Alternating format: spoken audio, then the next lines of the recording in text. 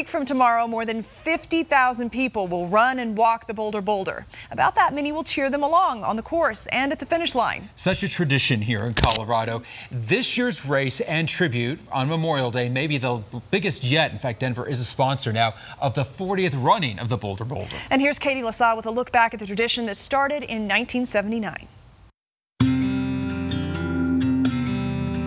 We were community oriented, a community bank, and looking for something. Didn't know what it was necessarily. Race founder Steve Bosley was the president of the Bank of Boulder back in 1979 when he asked Olympian Frank Shorter to help him organize a track meet for kids. Frank thought they needed to do something bigger. He said, "But why don't you just put on a road race?" And my famous is, "What's a road race?" Steve quickly learned what a road race was, but plans for the first Boulder Boulder were nearly derailed when no one thought to get a permit for the event. And Steve found himself talking to Andy Holler at City Hall less than a week before the race. It was a Thursday or maybe a Wednesday, and Steve said, "We're going to have a race, and nobody will give me a permit. We forget to get it." And I said, "Well, I'll see if we can see what we can do." We wound up getting the permit. I don't remember what I had to do, but we got him going. We kind of knew what we were doing just because we all felt we were pretty organized, and we had Frank giving us hints from time to time. Celeste McDowell worked at the bank that first year. If you worked at the bank, you worked the race. And I couldn't get enough of it. Now she does HR for the Boulder Boulder and is celebrating her 40th year working on the race.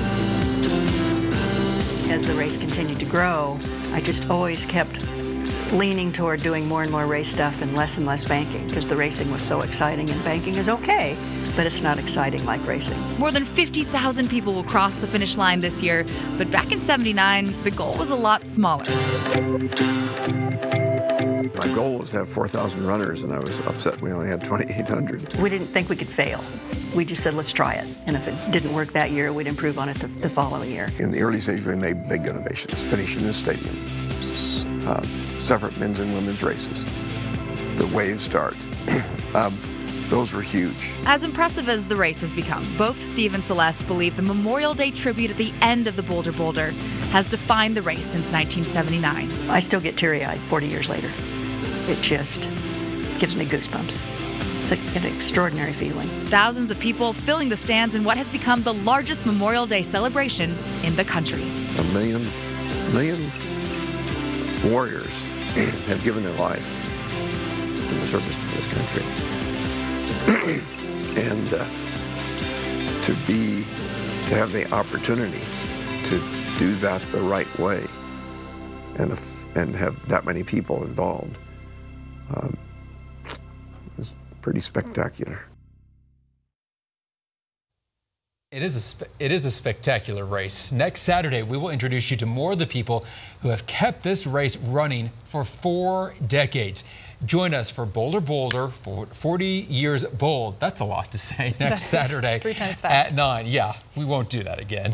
And if you are going to run this year, there are some new rules, some new things to keep in mind. Starting this year, CU's clear bag policy is going to be strictly enforced at Folsom Field. So that means everything has to fit in this clear bag. It's about a 1-gallon resizable, resealable clear bag. Same guidelines that you see at Mile High Stadium and many other athletic venues. And you can learn more about the policy and register for the race by following the links to the Boulder Boulder website at thedenverchannel.com/BolderBoulder.